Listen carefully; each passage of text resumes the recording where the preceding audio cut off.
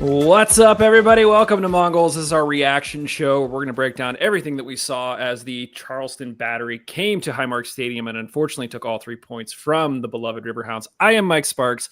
Joining me is Steve Mattiace, Josh Brokaw, and Justin Ashcraft, bringing an additional voice to the show so it does not sound like the last 3 episodes. Gentlemen, thank you for joining us. Justin, it's been a minute, man. What's going on with you guys? Listen, we're doing well. We're preparing for kindergarten to start in a couple weeks here, or in like a week and a day here, which is kind of crazy.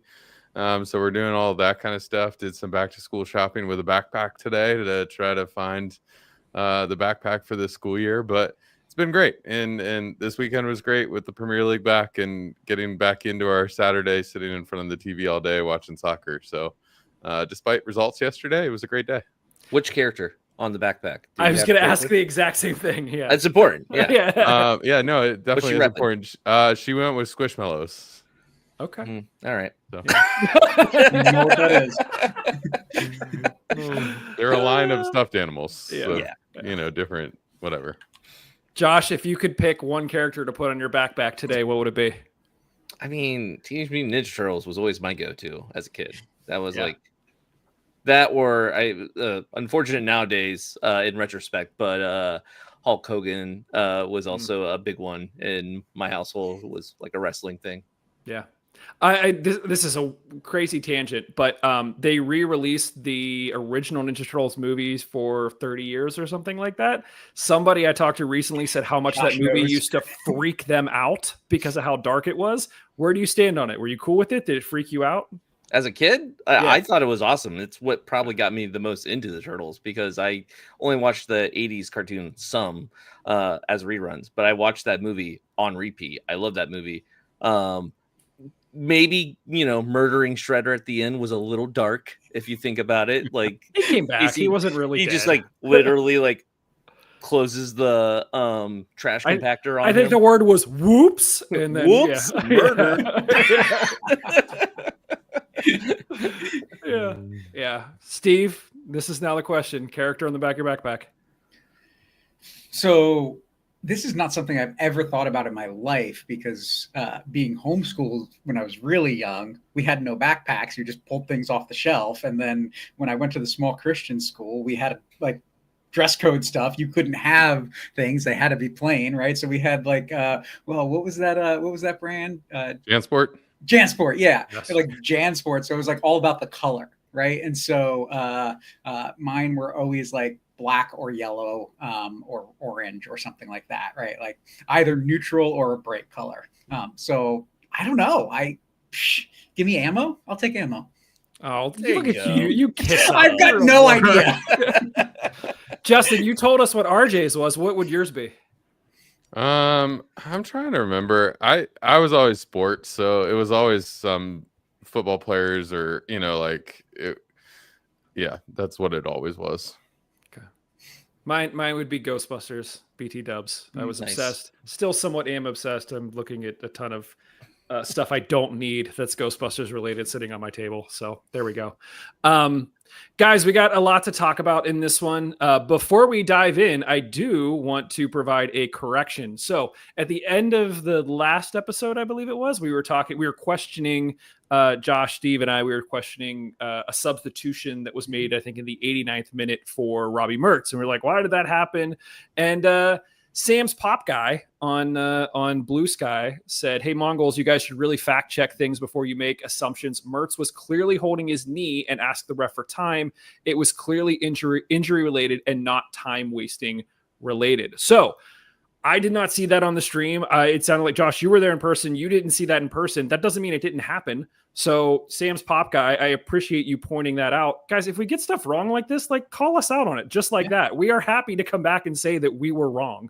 You know, we kind of see what we see and we kind of make decisions based off of that, or we have conversations based on that. But, you know, if we get something like that wrong, please do say something, and you can hit us up on Blue Sky like Sam's Pop Guy did there, or you can hit us at mongols3@gmail.com, and we're happy to provide a retraction of what it is that we said.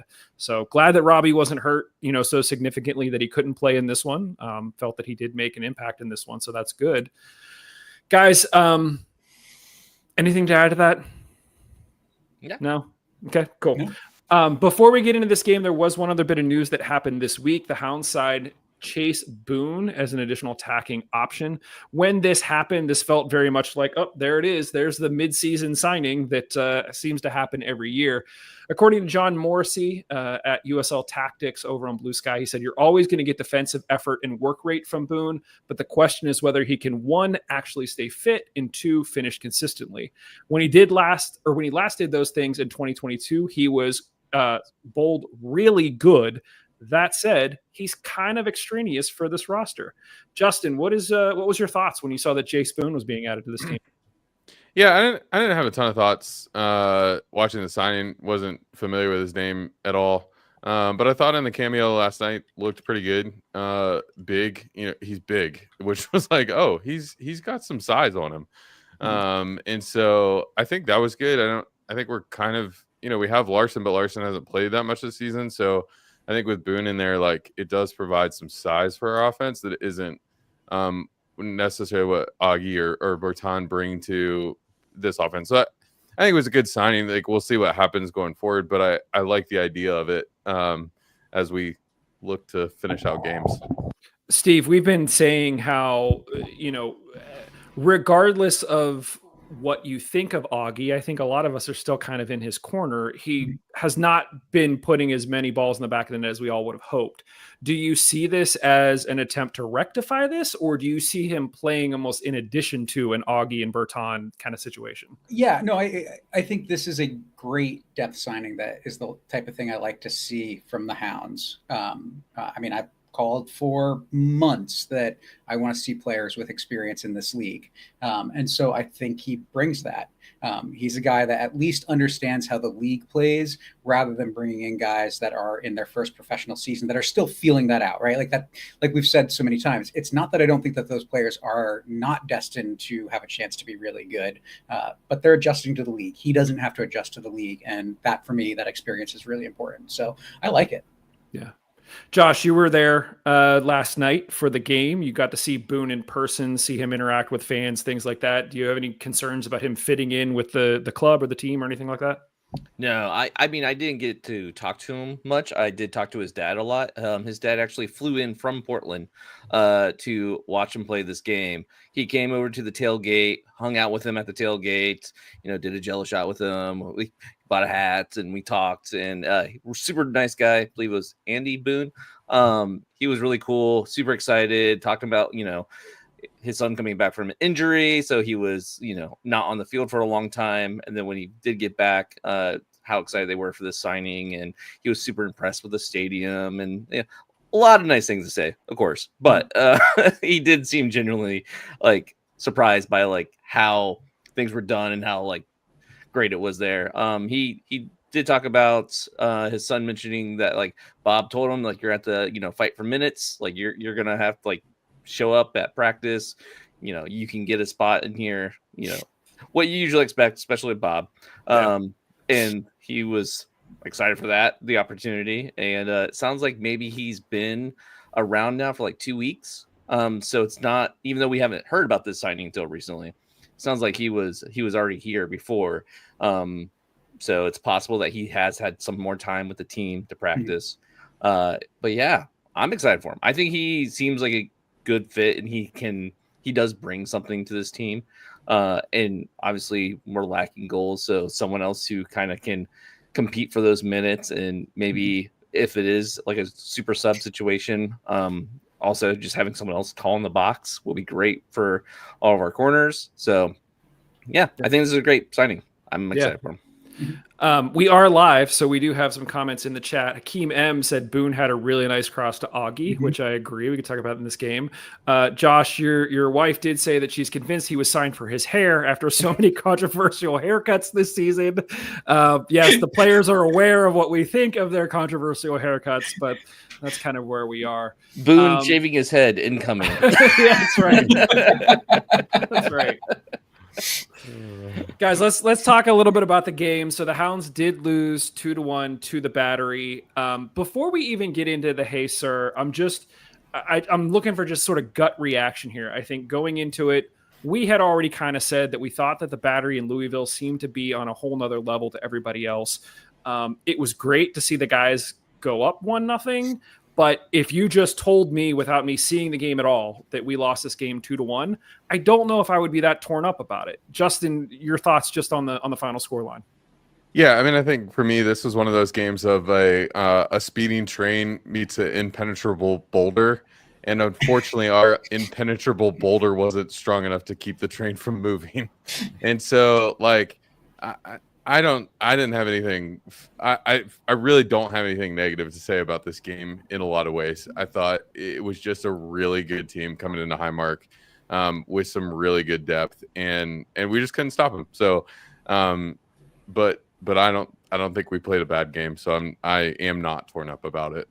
Okay. Let's do a hey sir, and then we'll kind of go around and do some takeaways and just talk around the game. And now, hey sir, 1 minute reactions with Laura Ellen. I guess we can start with the positives. Looked like the stadium was really full. The Steel Army section was pretty full. Danny and Robbie worked really hard tonight. It looks like a pretty night to be in Pittsburgh.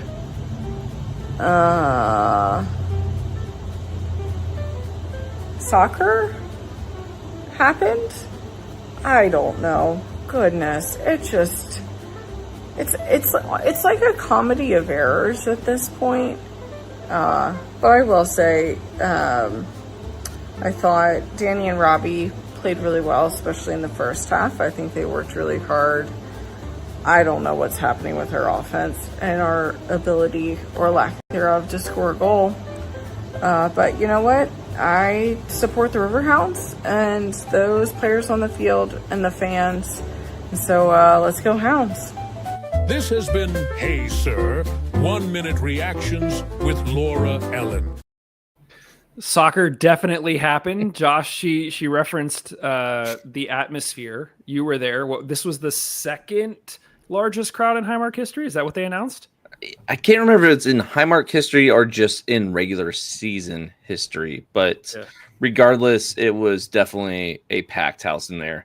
Two things that I automatically noticed and realized this is a packed house. One, I usually hang out in near the other side of the field from the Steel Army the first half because of the sun blaring down on us the first half in the Steel Army section. So I went over in the second half, or like close to the end of the first half, and like it was so packed. I kind of just like walked into our section, walked across the front. I'm like, I'm good, and I left the section because it was so full. I just couldn't like find a spot where I was like able to see and like felt comfortable. So I was like, nah, I'm good. I'm just gonna hang out around the peripheral this game. So I was kind of just like watching from the standing room only. And the other thing I noticed was it got so like they sold so many tickets, it got so busy that they actually had people checking to make sure that when you went into the Paul Childs stand that you actually had supporter section tickets, because usually the people who get standing room only tickets can hang out in our section because there's room. So like they don't care, like, oh sure, whatever. Like they're not policing our section that much to make sure that you have a ticket for the supporter section. But this game was so busy that like so many people that got standing room only tickets were hanging out in the supporter section that it was like too full for people who actually had tickets for supporter section. So they were checking tickets. And I'm like, I've never seen that before. Yeah. Like I was really surprised. But with that said, yeah, it was packed. It was a good atmosphere. Walking around the stadium, it was just lively and very fun. Did you meet Jake the Snake Roberts? I did not. I hung out mostly with a whole bunch of people I already know that hang out in that section as well. But I did come across the path of Jason Cutney. So I talked to him for a little bit. It's always nice to see him. It was right after we scored, and I was like, that's great, we scored. I'm scared. It's really early in the game. He goes, yeah, I know. That's funny. Yeah. It's always good to catch up with those guys. Steve, give me a takeaway from this one. I I mean, I think a good overall performance from the Hounds. But before I get into that, Ammo wearing a Jake the Snake homage it was much outfit. It was fantastic. I just got to point that out. If you haven't seen the pictures, go look at the pictures of Ammo in a wrestling whatever singlet. It wasn't a real singlet, but whatever it was. Yeah. Totally great. I mean, I think the Hounds played really well. I like how Justin talked about Train meets Boulder. For me, this is a game where, I look at the depth and the difference in what each team has on the bench and what they can bring in, and how that gives tactical flexibility to the managers. And so I'm just kind of like, do I think the Hounds played poorly? No. It's the same thing that I think we've been talking about for a long time, that we've got to score when we have the chances. We hit the woodwork twice.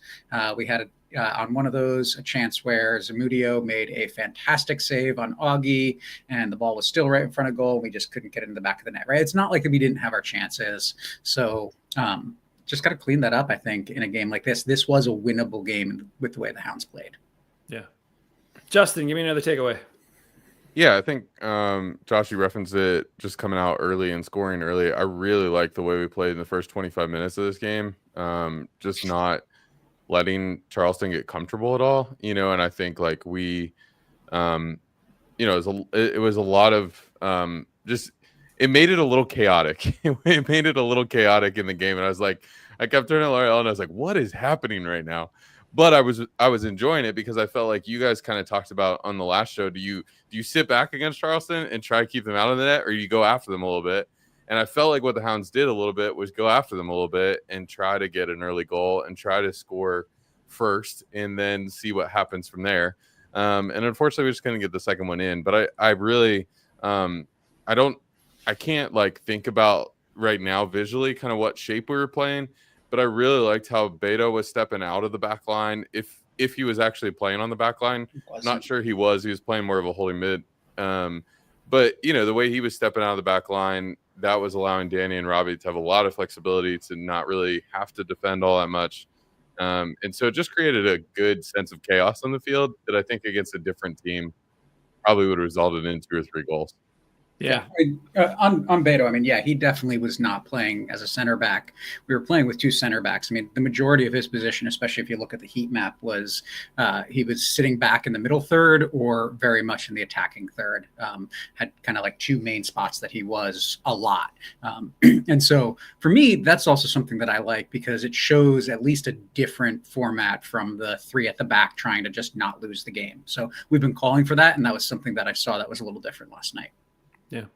To your point, it felt like the chances were there. Hakeem also pointed out in the chat, Suber was so unlucky. That header was a bullet. There was a shot that Suber had. It went off the crossbar and came back out. So we did have chances.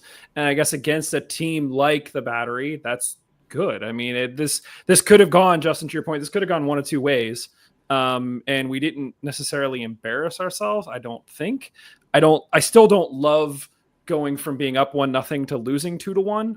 But again, if this was a different team, if this was a Birmingham or a Tampa, which we'll talk about, I think it would feel a lot worse than a team who's literally chasing the player shield. So this didn't feel like we were playing against the best team in the league or second best team in the league. This felt much closer. I mean, we've always kind of had Charleston's number in most competitions. First time they've won against the Hounds at home in 7 years. So this is a team that we usually pair up pretty well against, and Bob kind of knows how to coach in a way that will, put them off center. But obviously this team this year is just so much better than we've seen Charleston be in a long time. And then our team is just not as good as we've had in at least more recent previous years, barring last year. So it is a situation where, if you look at the hopes and dreams, the XG, I don't know if you have that or not, but we were 2.08 and they were 0.99 according to GameFlow. So we had much better chances than they did. And it felt like that watching this game. This game did not feel hopeless. It felt frustrating because of how many opportunities we did have that just did not go our way. So overall, I'm actually pretty positive about the way they played. But it's almost more frustrating though, because it felt like there was so much hope in this game that we could actually get. Like, I was going into this game being like, if we get a point, I'm happy. Like, I just want to draw. Let's do this. And going up, I'm like, could we get 3 points in this game? Like, that would be great. And yeah, getting 0 out of this was so frustrating because we were probably better on the night as far as the hopes and dreams and getting chances and all that kind of stuff. But overall, Charleston's a good team, and they showed it. I mean, we talked about it, how, this was kind of the end of the summer of soccer. After this game, we go on the road for 3, and then we literally bounce back and forth, home away for the rest of the season. This was our opportunity to pick up a bunch of points, and unfortunately, we ended up with a bunch of draws. And in this case, could have gotten 3, could have gotten 1, ended up with 0. Bob had said something similar. I think they were kind of banking on picking up a bunch of points. But that said, we're still not sitting in a terrible spot in the table at the moment. Let's get Mondo's thoughts, and then we'll see if you guys have any other takeaways, and then we'll see what Bob thought. It's time for Mondo's moment, the top moment of the game from the Mondalorian. This week's Riverhounds match against Charleston Battery provided us with a pair of Mondo moments. The first comes in the 11th minute, when Danny Griffin scores a superb goal to open the scoring, tallying his 5th of the season. This is the way. Following that, the second Mondo moment comes from the fans. Last night, there were 6,115 fans at Highmark Stadium, making it the largest crowd gathered to watch the Riverhounds in the regular season and the second largest attendance of a Riverhounds match of all time. This is the way. I look forward to seeing you all at other Riverhounds matches in the future. This has been Mondo's moment. Go Hounds. Part of the fun of Mondo's moment is I'm just waiting to see what he's wearing beneath the helmet. Like, there's always the helmet, but what kind of swag is he rocking underneath the helmet? So thank you for always changing it up, Mondo, and not keeping it the same thing. Yeah. Other takeaways from this one. I mean, Mondo mentioned Griffin's goal. It was sort of a well-played goal. If you actually go online on social media, the Hounds posted drone footage of the goal, where I think it starts with Robbie, who gets in deep, drops it to Luke Biasi. Luke Biasi sends it across to Beto. Beto heads it back across the box. Griffin gets a shot that gets deflected, and then he gets his own rebound to put it away. Justin, just sort of thoughts on Griffin's performance in that goal. Yeah, I thought Danny was really, really good on the night. He does a really good job of keeping the ball away from opponents. There's so many times where players get caught on the ball in this league. It doesn't happen so much at higher levels of football, but in the USL, there's so many times where a player gets caught with the ball at his feet.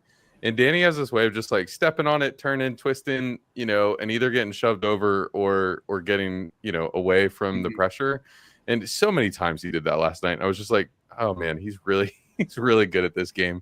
And then I think the second, the goal is just, you got to be in the right place at the right time and don't stop when you shoot the ball. Follow it up. And he did and scored because he kept after the ball. Yeah.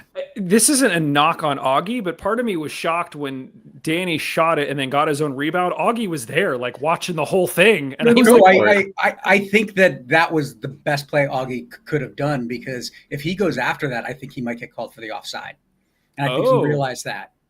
Okay. Yeah. So when I watched that, at first I had the same thought, but then when I kept watching it back, I was like, no, I think he's right on that edge. And he realized, if I go for this, the flag's going up. And so he stopped. And so it actually, one of the things that was, I thought Augie had a really good game overall. And that interplay between him and Griffin at times, like Justin talked about, Danny, stepping on the ball with his foot that's closer to the defender and still keeping control on it, on that play that Augie eventually had saved that was on the line. But to get that ball out and keep control of it in that moment, I thought was absolutely, fantastic, because so many players are not going to be able to do that, keep control and keep the defender from getting the ball. So those are my 2 moments of the game where I'm just like, both players doing what they needed to do in those moments. Yeah. A little other side note about post goal. It was hilarious. So I don't know if you saw it on the stream, or broadcast, however you watched it. The Augie gets the ball comes out of the net, and Augie launches that thing out of the stadium. Like, he was just like in celebration. He just like kicked it, and I just like look, and it just flies out of the whole stadium. like towards the parking lot. Like, which way did he kick it? Towards the road. I'm like, is that on East Carson at this point? Like, it looked like a good kick. It didn't get to East Carson. It only got to Highmark Boulevard, like the road outside of the stadium, and like really traveled. So it was fine. Like, I saw one of the employees like getting the ball later on, but it just laughed because I just see it go fly. I'm like, oh man, I hope no one's on the road right now. I'm just picturing one of the ball boys like, oh, come on, man. Oh, man. Well, let's listen. So Pittsburgh Sports Now posted some of Bob's post-game comments and video. Let's listen to that now. I think we're going to have some additional takeaways based on what Bob had to say, but let's hear what he had to say first. We scored and sat back. We didn't look like we were fighting to get a second goal. Considering we got away with sitting back from the time we scored, we didn't do a lot the game. At 35 minutes, I'm thinking, that's going to be fucking good if we somehow get to halftime. And then it's 40 minutes. And then it's 45. And I'm like, we may get to halftime, but we don't have fucking players thinking, get the fucking halftime, get to halftime. Then you give up that goal and the momentum there. They knew now they were in the game. It's not like they jumped on us in the second half. The game was cagey at the beginning of the second half. No one knew what was going to happen. They took their moment. We couldn't get it back. They're a pretty good team defensively. They bring on Dos Santos. Our team's an out-and-out defender. They made their adjustments. You know, we did well against a pretty experienced team closing out games to give ourselves a chance. Unfortunately, we didn't get one home, but that game was lost in spaces, in margin. You had nothing to do with a lot of typical things. That game was lost in space. You have to win the next ball. So I wanted to play that clip because, Steve, we were talking a little bit off air about just some additional takeaways, and I think it kind of segues nicely into one of yours. One of the first things first of all, apologies to anyone who had small kids listening. I should have cautioned that there was some swearing in that. Whether you could hear it and understand it or not, it was there. One of my takeaways just from hearing that is I think Bob would make a fantastic commentator in the way that he analyzes the game almost as if he doesn't have a hand in it. Like, he kind of describes what he saw on the field very well, and very accurately, but there's not any I could have done this. We could have there's very much regardless. Steve, he mentioned Dos Santos there. Yeah, no, I mean, Nate Dos Santos is a player that we've seen, won a starting role in his first year as a pro here in Pittsburgh, played in that starting role for an entire second season, and is not starting every game for Charleston, right? That speaks to the depth. They bought in Husso, I don't know how to say his name, who has 3 goals on the year. And they brought in Cal Jennings, who has 11 goals on the year and was a stalwart for Tampa Bay for years as a goal scorer, right?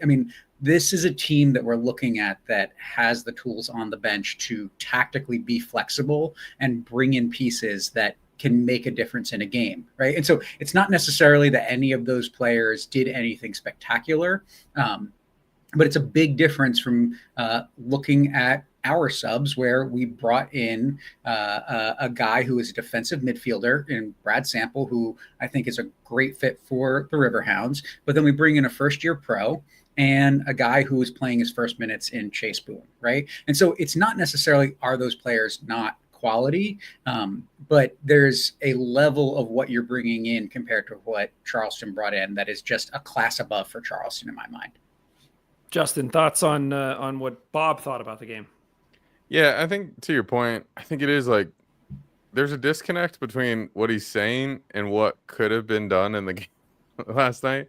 That you're like, oh, well, we lost if you decided we lost in the 35th minute or whatever you referenced, then yeah, you are going to lose the game. And then he said, well, we didn't make any adjustments. It's not like they came out and jumped on us in the second half. Well, why didn't you go into the second half and figure out how to jump onto them in the first 10 minutes of the second half?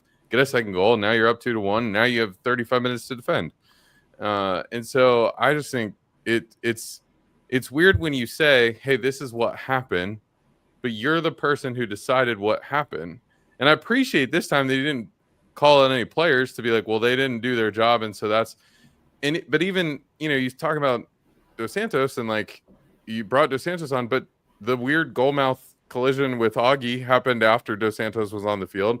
The Suber header that could have easily been a goal happened after Dos Santos was on the field. So it's not like Dos Santos changed the game to be like, oh, now we had no chances after Dos Santos came on the field. So I just think it's like, that feels like a moot point to me. Yeah. Josh, thoughts? It's weird because like we were talking about this game and talking about how it felt pretty good as far as like our attack goes in this game. Like we also see the XG chart and it says that we did attack a lot more than Charleston did. We had more opportunities. So like when he said like we let off the gas after that goal, I don't feel that way. Like it doesn't seem like we let off the gas after that goal. We had a crap ton of opportunities for goals. None of them went our way. So that's the only thing I was like kind of like with, at least with that. There's a couple other quotes I can pull up for him, but it was that part of it didn't ring true to me. Maybe I'm like was that all in the second half I'm remembering? I don't think so. Like I think we had some opportunities in the first half still after we scored. But yeah, I found that weird. The first like 10 minutes of the game, I think the announcer said that it was like 70-30 possession Charleston. But like we had been on several counterattacks on that. And then it like very quickly got back to 50-50 after that. Mm-hmm. And so I think like for me, it was like there was a 10-minute period at the beginning of the game. It was probably before we scored the goal that it was like, oh man, the goal sort of felt against the run of play. And then I felt like from the rest of that point on, I felt like we were pretty good. And so, yeah, I would agree with you, Josh. I think it was like, it didn't feel like we sat back all that much. And there was moments, but that's the normal ebb and flow of a soccer game. Yeah. Josh, I think one of the quotes that you had shared was from DK Pittsburgh Sports. This was a post-match quote from Lily on the team's lack of effort in defending. Quote, I don't know that defending was good enough from our front four. We gave their players a lot of time with the ball. If you give those players time, they're going to put balls through lines into dangerous areas. So you were just saying how you thought that we actually had some good attacking from our front four. So did you have thoughts on that on that comment in particular? This is what irked me when I looked at the post game quotes from Bob. Like this is the one where I'm like, our front four didn't do a good enough job in defending. I get Bob is all about like total defense. Like he wants everyone to be playing that role.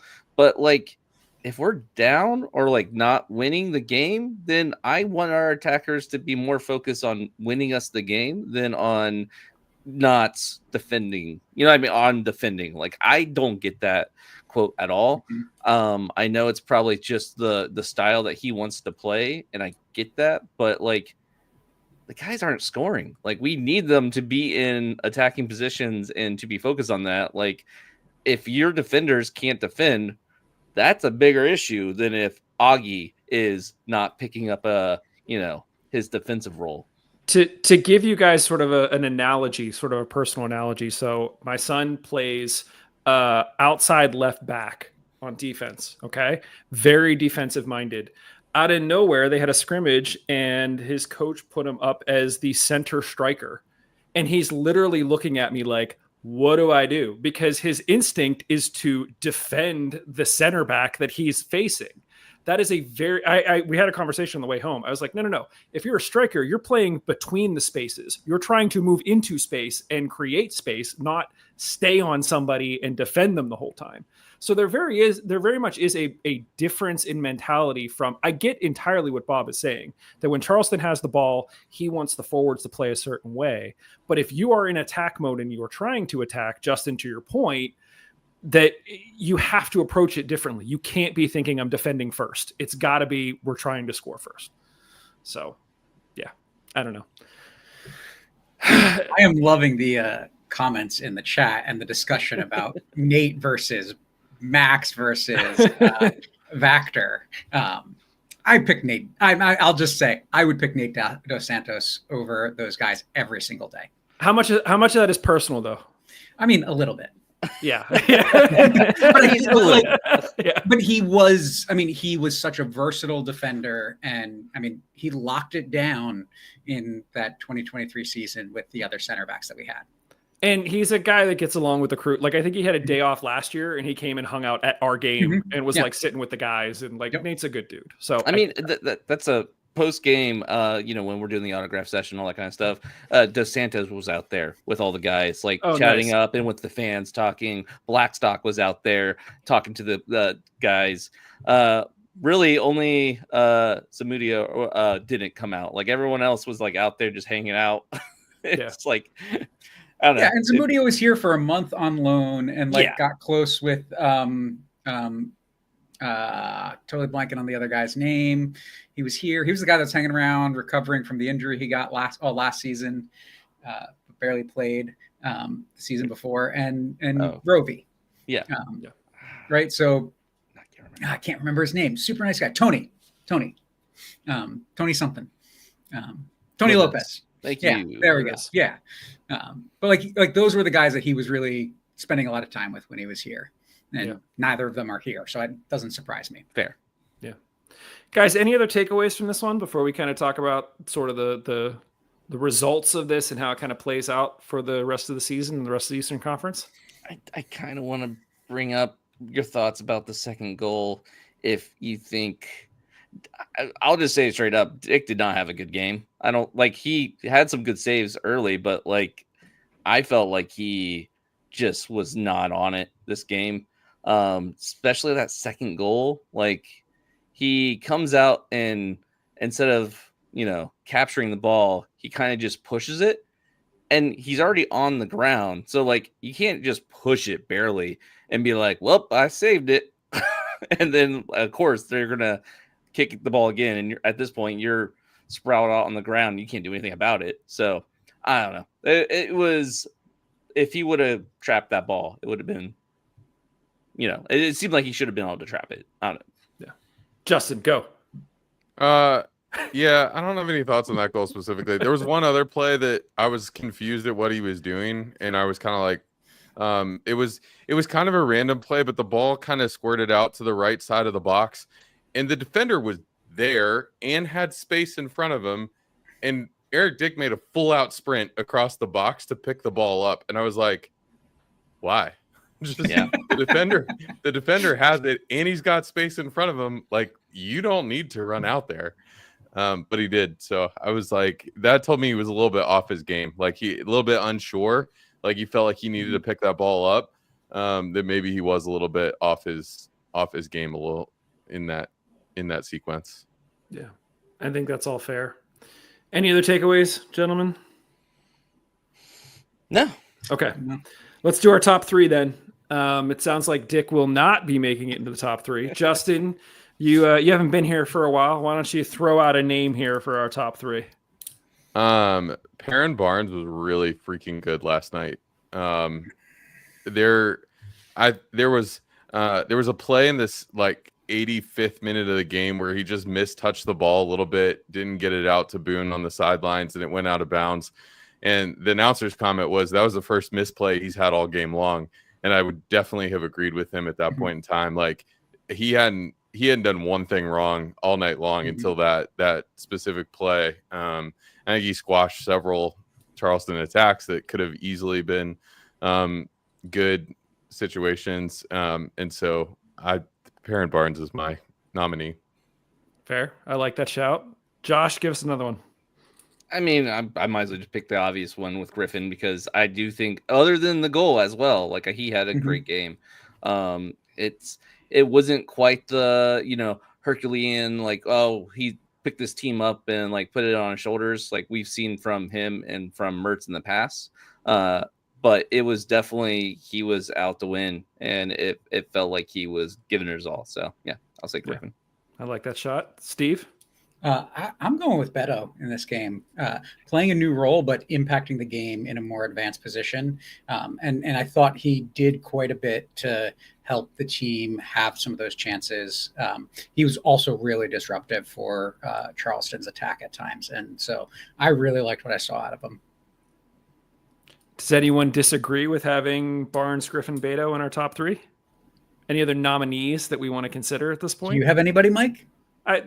There's four of us. I'm just letting you guys pick. There are many guys that put I think someone else in the mix. In. No. I'm fine with you guys picking. I don't disagree with any of those three. I'll put it that way. Yeah. So we just got to settle on order. To Mondo's point, though, I will say, I know you guys would expect me to come on here and talk about Jackson Walty because I have multiple times this season mentioned how I think he should be in the top three more. I don't think he was in the top three last night by any stretch of the imagination. And I don't think he had a poor game. I just don't think he made enough impact on the game last night. And to Steve's point, I thought when you're comparing the two kind of holding midfielders in Beto and Walty, Beto had a 10 times better game than what Walty did. And again, Walty didn't make any bad mistakes last night. There wasn't like a goal that was like, oh, that was your fault. But there was not the impact that I would want to see out of somebody in the top three. No, but he did sky over the goal. He did.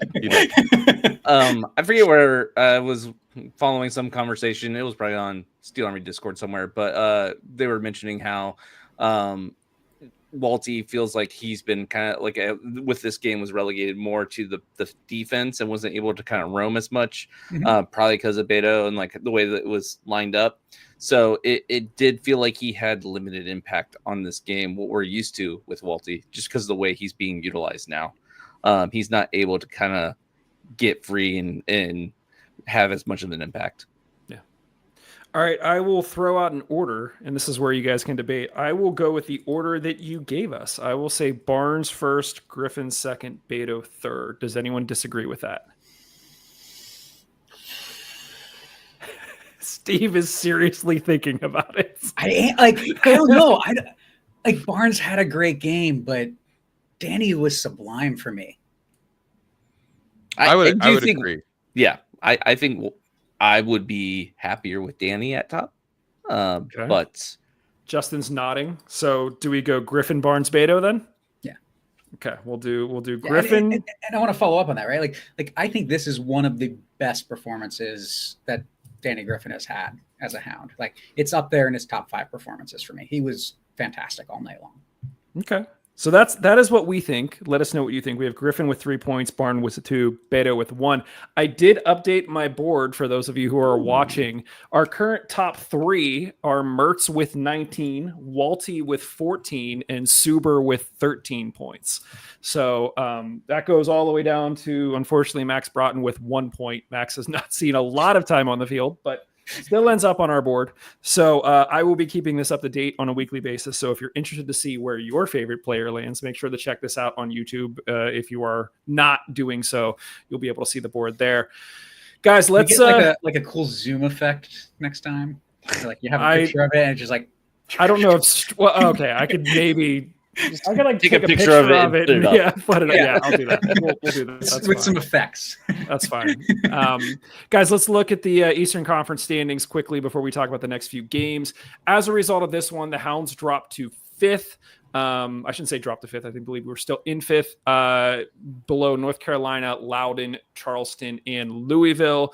Charleston, with the win, stays within 3 points of Louisville for the top of the Eastern Conference. We are now sitting on 27 points, just 2 ahead of Detroit, but we are 3 out of that 4th spot, which would get us a home spot in that first round of the playoffs. Again, North Carolina has a game in hand, and they also would own the tiebreaker. So we would need more than 3 to overtake North Carolina at this point in that home playoff spot. But really, that 5th, 6th, even 7th spot are all kind of tight. We got 27. Detroit are on 25. Hartford are on 23. Rhode Island are on 21. We feel like we have a little bit of breathing room from them. But at this point, we're still 7 points out of not being in the playoffs, with Indy, Miami, Birmingham, and Tampa all kind of bringing up the rear. So there still is a chance that we don't make the playoffs, just as much as there's a chance that we get a home playoff match. Justin, it's been a minute, like we said, since you've been on. What's your read on this? How do you see us landing as we head down the stretch here? Yeah, I mean, I think as I look at that, I think anywhere between 3rd and 7th is pretty up for grabs at the moment. I think the reason I kind of would discount a little bit Rhode Island, Indy, and Miami is their goal differentials are not good. And so I think that makes it harder to it makes it harder to win games and get points if your goal differential is negative, obviously. I say Hartford is probably still in it just because of their run of form over the last couple months and what they've been able to do. And so, yeah, there still is a lot of room to play. And I think, but I would be very surprised if we drop out of the playoff race. I would probably be less surprised if we end up with a home playoff game. Yeah. Anybody disagree with that? I think it's a good shout. Yeah, I think we're making the playoffs. I have my worries about a home playoff game. Yeah. Same. Yeah. Same. Yeah. We only have 10 games left. And out of those 10, 4 of those are at home. So with that in mind, it is a little bit worrying. Now, some of those teams that we play away are not great, but they're still away, and you got to keep that in mind. Well, let's talk about that. So, literally, like I said, we just finished the summer of soccer, which basically was the long stretch of games at Highmark that we got to play over the course of the summer. Next up, as I mentioned, we have 3 games on the road against Birmingham, Tampa, and Oakland. Now, the positive thing is, as we just had up on screen, Birmingham and Tampa are both bottom of the Eastern Conference. Justin, to your point, they have a combined goal differential of -16. So these are 2 teams that, let in substantially more than they score, which is good. Oakland is currently sitting 2nd to last in the Western Conference. So you really couldn't pick. I mean, really, there's one other scenario where you're actually playing the last place team in the Western Conference, but this is probably the second best scenario that you could get in terms of a road run at this point in the season. We always say if you go on the road, you get a point. That's a good result. I don't know if that's the case at this point in the season where the Hounds are sitting. Steve, what is a good, when we get past these 3 games, what point total would make you feel good about this road stretch? I mean, for me, I'm looking at where everybody else is in and around us. I guess I wasn't so much thinking of a point total, but I'd like to see the Hounds putting some distance between themselves and the teams that are right on that line. And so both in terms of, picking up a couple wins. So I guess I'll say 6 points. But to Justin's point as well, we've talked a lot about how the Hounds are not scoring much more than they're giving up. And so I'd like to see some actual big games where we're pushing that goal differential up, not just because I want a bigger goal differential, but like that we're starting to do some things where we're putting teams away and we're not playing games with 1-0 leads or 2-1 leads where we're having to defend really, really hard, right? Like where they're having to push and we can play at a little more relaxed pace, because I think that's really important down the stretch, that we're not just scrambling for every point for 70 minutes a game. Steve says 6 points. Akeem in the chat said 6 points. Justin, are you going to give us a point, or are you going to say that you're a longer term looking back kind of person? Stop. I feel like, and this might sound controversial, but I feel like the way the Eastern Conference is shaking out, just the way teams are kind of, where everybody from 3 below is kind of just beating up on each other. I think 4 is good. I think 4 gets us keeps us kind of where we are in the table. We're not going to drop with 4 points. We're going to kind of be sticking around that 4 or 5 spot.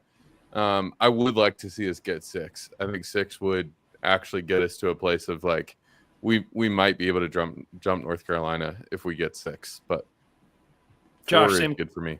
Josh, same question. What do you think? I mean, the original question was what would I be happy with? I'd be happy with 7 because I do think 6 is what we need. I think winning the 2 East Coast ones is necessary. Drawing against the Roots, I think, would be good. I'm not saying we have to win that one. And it is, long travel, so it is kind of keep that in mind, even though they're not a great team. But I think you can eke out a point there, and that'd be fantastic. But yeah, 6 would be good. I think if we get less than 6, though, like I'm wondering how likely our home playoff dreams will be after that. Yeah.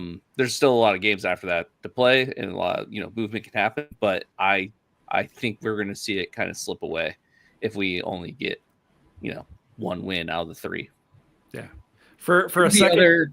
Go ahead, Steve. Yeah. I think the other thing that's I think about when I think about the next 3 weeks is, yes, the Hounds are playing teams that we should be beating. North Carolina, who's just above us, has the last place team in the West. And then they have a bubble team in the West, but right in the middle of that, they've got Hartford. And so that game, I think, is one to keep an eye on because that gives one or both of those teams a big chance to pick up 6 points. And that is something that's really relevant to where the Hounds sit at the end of this next 3-game stretch. Yeah. That is what we think. Let us know what you think. We appreciate it. Guys, any additional thoughts on the Hounds before we get to our non-Hounds question of the week? Nothing. Okay. This is something new that we've been doing. And if you have a non-Hounds soccer-related question, in theory soccer-related, send it our way. You can hit us up on Blue Sky, on YouTube. You can leave it as a comment in this video. You can also email us at mongols3@gmail.com. Guys, I was cruising the internet trying to find interesting soccer stories, which there are many, by the way, some really bizarre ones. There was a game, I believe, in Bulgaria where they held a moment of silence for somebody that they later learned towards the end of the game was still alive. So they had to put out a retraction and apologize because the guy wasn't actually dead. So stuff like that guy. Right. Yeah, exactly. What if he was at the game? Yeah, he was like, guys, Oi. I'm right here. Yeah. He's trying to speak up. He's getting shushed. Yeah. Disrespectful. Yeah. They're honoring you right now. Shut up. Yeah. What I settled on was, according to the Mirror, 2 in 5 sports fans admit to being superstitious, and they shared their rituals. So these include things like they always sit in the same spot on the couch when watching the game. They will kiss their badge on their jersey. They will not watch their team if their team is winning. Josh, this feels very Evertonian. My question to you guys is, do you consider yourself to be superstitious? And do you have any rituals? Josh, I will start with you. Yes, more than I realize when I actually think it through.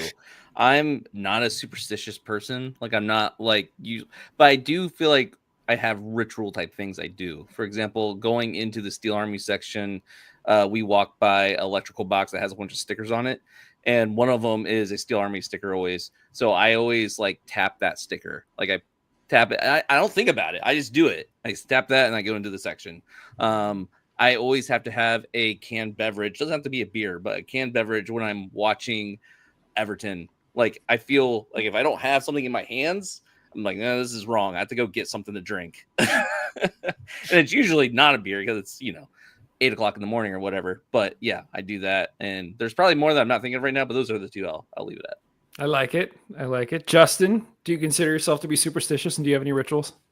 No, I'm not. I mean, I'm not superstitious at all. I definitely have rituals. I definitely generally for Brighton games, always sit on the same spot on the couch. You guys would know for the Riverhounds game, I always sit in basically the same seat every time we're there. So I definitely have rituals of what, my Saturday mornings look pretty much the same, come down, get coffee, plop in front of the TV for Brighton. So I think it is one of those things. There's there is a lot of routine to soccer watching. Yeah. Steve? So I've asked myself the question in the past, is it certain games that I am at or watching that dictates the result? Fortunately, the Hounds have dissuaded me of that through certain runs of form at times. So that has been helpful for that. No, I mean, my ritual, I mean, at the stadium is it's how I met Justin, is sitting in that spot. And so, like it's the spot. Oftentimes I'll try to find Josh. Sometimes I'll go across with him if it's really sunny and avoid. But definitely the spot was always my ritual to start. So when I posed this question to you guys, I thought to myself that I was like, I'm not superstitious. I don't have any rituals. I've realized I kind of do. So I've talked before about how I'm not a big like drinker, but I do like Strongbow, which is a cider. It hit me that I oftentimes will not start a game with the Strongbow, but if the team is winning at halftime, that is when I will get up and get one. If they are not winning, I won't go get one. Like there's something, it's not like a pre-victory beverage, but it's like a victory at halftime beverage. So I think I could probably consider that a ritual. Yeah, but I'm not the kind of person who has to like wear the jersey on game day, or like I've kind of put that out of my mind for a while now. I think this is true for all of us, but like, I don't like even for a second think if I don't tap the badge, we're going to lose. Right. Or like, if I don't have this drink in my hand, we're going to lose. Like I have no preconceived notions. Like I feel like a lot of soccer fans, that's what they think. They're like, I don't want to have bad luck, so I got to do this or the team might lose. It's like, there's not even a little part of me that's like, this doesn't matter at all. It's just more of a ritual that feels good. Yeah. Agreed. Guys, anything else for this episode? I think we kind of covered all of it. I did find a video during the game last night that I did share on Slack for my non-soccer. You know, I'm never on, so I feel like I might as well share this right now. But I did find a video that they're the top division in Lithuania. A team has won they won 3 straight league titles from 2021, I guess, or 2024. I don't know how their season works. But through some sort of games this season, they're sitting in 7th place. And so at the kickoff of their game this weekend, their fans all brought suitcases and threw them on the field as a pack your bags moment to the manager for being in 7th place after winning 3 straight league titles. So as I thought about that in our current Lily out, conversations that we're having, I was like, we are not that harsh on Bob that we would throw suitcases on the field at the opening whistle of the game. Perspective. Right. Yes. Perspective. Well, thank you, gentlemen. Like I say every week, I do sincerely appreciate the conversation. Mm-hmm. Hopefully all of you have also enjoyed this as well. Please do give it a like and subscribe wherever it is that you're listening or watching this, whether it's on YouTube or your favorite podcast player of choice. If you do have any, non-Hounds related questions or even any Hounds related questions, please do share them. Like I said, we're on Blue Sky, YouTube, at mongols3@gmail.com. We are happy to discuss anything. If there's something that you saw that you think that we got wrong, just like being in this episode, let us know. And if it's credible, then we'll absolutely discuss it and we'll apologize for getting it wrong. But otherwise, I think that's it for the 4 of us. Thank you, everybody. We will be back with more Hounds content for you very, very soon. Later. See ya.